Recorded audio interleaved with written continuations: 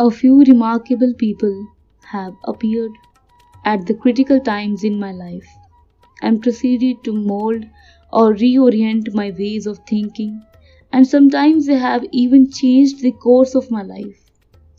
To these mentors, I am always grateful and remember them more and more each day. Now, if I could have all the time in the world, I know what I would do. I would spend time in remembering these people who shaped my life. They are like the sun that warms the face and the winds that embrace. One such person in my life was Ahmad Jalaluddin. When I was still a young boy, my father decided to build a boat to start a ferry business. I was fascinated with the way the boat was taking shape, as each plank of wood was slotted into its place and the outline of the boat became clearer. I found it harder and harder to tear myself away from that place by the beach where the boat was being built. Jalaluddin, who also lived in the Rameshwaram and would help my father, was the first to notice my interest in the boat. Unlike the other adults who were too busy going about their work, he would spend some time chatting with me every day. We would talk about the boat, how it should be built and painted, and all the work that still needed to get done on it. From there, an unusual friendship grew between me, a little boy, and Jalaluddin, a much older, wiser person who was 15 years senior to me. Our conversations gradually took other turns. As days turned into years and both of us grew older, Jalaluddin became my brother-in-law as he married my sister Zora. Our relationship took on more depth. What I remember most distinctively from the time are our walks around Rameshwaram town. We would set out almost every evening, starting from Mosque Street, where our house was located, and walk towards the shore of the sea. The town would be busy at that time, with pilgrims making their way to and from the temple. Our first halt would be the Shiva temple, where our steps would fall in with those making their circumambulations. As they said their prayers, some would be kneeling and touching the ground after every few steps, while others would be helping old parents or relatives perform the pilgrimage. Amongst these people, our thoughts too would turn towards spiritual matters, and our conversation would often be about God. Jalaluddin's relationship with God was slightly different from the one I was used to seeing in my father. My father was a pious man who followed every rule of worship, not just outwardly, but as a deeply felt need within him. Saying the namaz and every other form of prayer was as much a part of his being as breathing or eating. Jalaluddin too was a devout man. However, for him, God was almost like a friend. He talked to God and presented all his problems to him in the way one does to a living entity. For him, it was inconceivable that God would not present a solution if Jalaluddin spoke about his dilemmas to him. As we made our way with the pilgrims and I watched them perform their rituals and listened to Jalaluddin at the same time, in my mind these two faiths melded into one.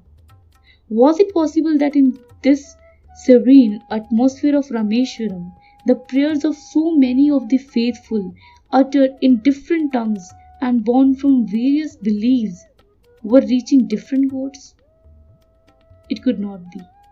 I was convinced that the one who heard everyone out was a common entity, but I also secretly wondered if my friend had a special connection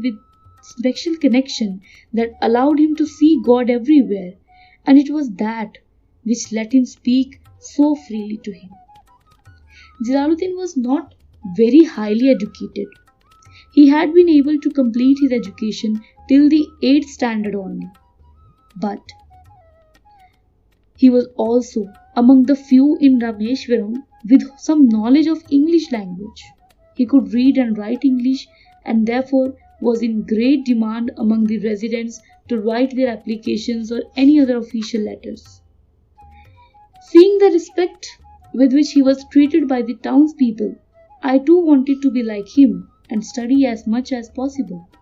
On his part, perhaps it was because of his slightly better educational background that Jalaluddin was among the first people to notice the immense curiosity and thirst for knowledge that flowed within me. In those days, I had an insatiable interest to learn more about everything, and it was my brother-in-law who indulged my questions.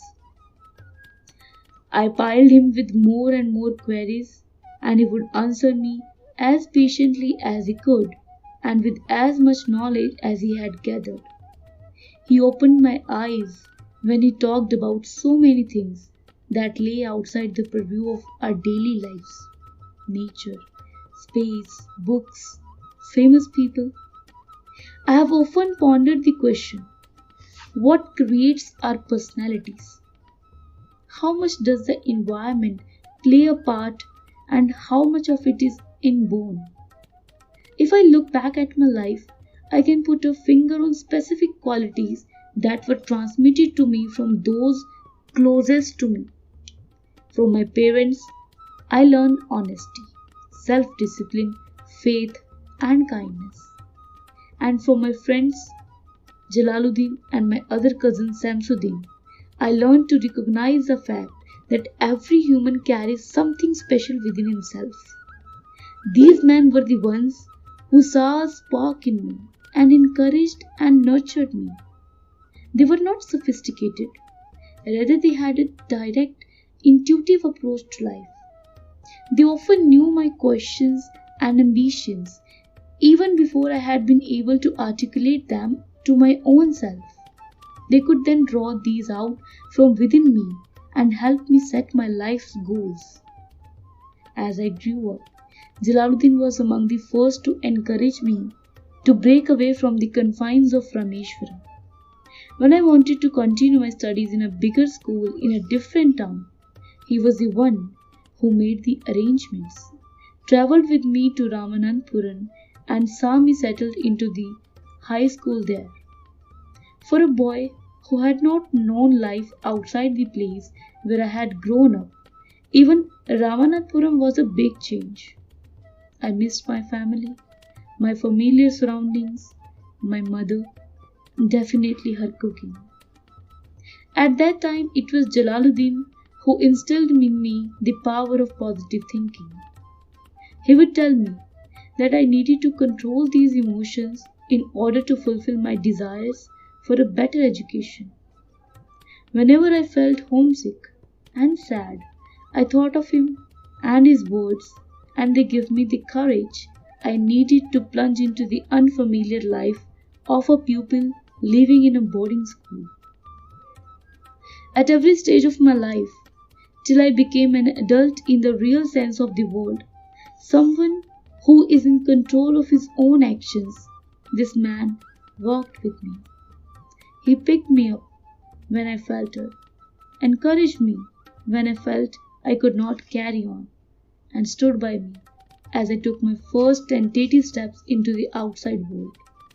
How can I forget the day when he and Samsuddin accompanied me to Bombay, to Santa Cruz Airport, because I was going to do something no one had imagined even 20 years earlier in Rameshwaram. I was going to the US, to NASA, on a 6-month training program.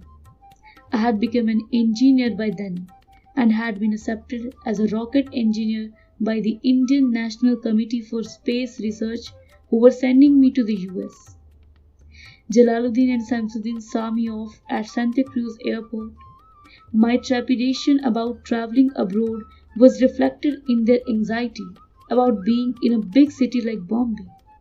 Yet, they carried their dignity upon them like a mantle. I recall seeing them at the airport gate and feeling their positivity and optimism reach in me in waves. They were men who saw only the God in me, only the good in me, and had implicit faith in my following the correct path always. Standing there, I was overcome by my sentiments and my love for them, and tears filled my eyes. Through the mist of the tears, I held on to them, and Jalaluddin said to me, Abdul, we have always loved you, and we believe in you. We shall always be proud of you. How can I even forget those words of encouragement? I now think that Jalaluddin not only held my hands and taught me to walk tall in this world, he also taught me how to live. I grew into a man with my own ideas, and creative thought proceeds under his influence, an influence that remained with me even when I moved far away from him and my family and made my way in the world. And if he taught me the ways of life, how could it be that he would not teach me the harshest yet most constant facts of life, death? When I was working on the SLV-3 rocket project for the Indian Space Research Organization, news came to me one day that my brother-in-law, my friend and guide, was no more. It was a deep shock for me. Jalaluddin was not of the age for this. When I got the news, I was dumbstruck. How could this have happened? How could we all be alive and this man be no more? In my shock, I remember speaking words that made little sense. I could not think, feel, or move for a time. Finally, I gathered myself together and, leaving instructions with my colleague, I made preparations to leave for Rameshwaram. As I travelled back home, in buses that wheezed and groaned on the intercity roads, buffeted by the people and the wind blowing in from the windows, amidst the chatter of fellow travellers, I felt myself completely alone. Perhaps there comes a time in each of our lives when we finally leave our childhood selves behind, and this was mine. With Jalaluddin, a part of me also passed away. Gone forever was the boy who needed to be guided, who asked questions by the dozen, and who knew that whatever he did, there was a pair of loving hands always ready to hold his own hands and guide him. When I closed my eyes, images from long ago flashed by, of leaving for Ramanathapuram, of Jalaluddin arranging the money to buy my books, of him standing at Santa Cruz airport, tears glistening into his eyes, tears of unbearable pride that can be felt only by those who have truly loved and brought up a child. I saw him walking with me on the sandy shores of our little town, pointing out the stars and the moon, explaining where the sun went when it finally sank into the sea. I reached home to find my sister grieving. With her was my little niece Mehboob, her father gone well before his time. I met my father, who was now 100 years old, and yet for the first time I felt that he had really aged. The grief of losing his son-in-law seemed to have shifted something within him. We put our dear friend and son to rest, and the whole time I could not find the tears to shed at his going. It was as if I was walking in a daze through a fog of memories. After the burial, my father, that most perceptive of men, even in his great old age, held my hands and sat me beside him. For the first time, I noticed that he too had not shed tears. He said to me, Abdul, do you not see how the Lord strengthened the shadows? Had it been his will, he could have made them constant, but he makes the sun their guide, Little by little, he shortened them. He has made the night for us to rest, and has sent Jalaluddin into a long sleep, a dreamless sleep, a complete rest of all his being within simple unconsciousness. Nothing happens that has not been ordained by Allah, and in Him we will have to keep our trust and faith. I sat back and reflected on my father's wise words. Death is not something to be afraid of, and I have never seen it that way. Yet, the sadness that it brings cannot be shrugged away. We will go when our time will come, but when some of us go earlier than the others, like Jalaluddin, who did not live to see his children grow into adults, who did not get to see them married or played with his grandchildren, the sadness that wells up within the heart is a reality that one has to go on living with. My friend Ahmad Jalaluddin was an ordinary man for many, but my friend and mentor Ahmad Jalaluddin was also a remarkable man. He brought about change and shaped the mind of those around him with the sheer power of his love, simplicity, and understanding. There are such remarkable men in every city and village in the country.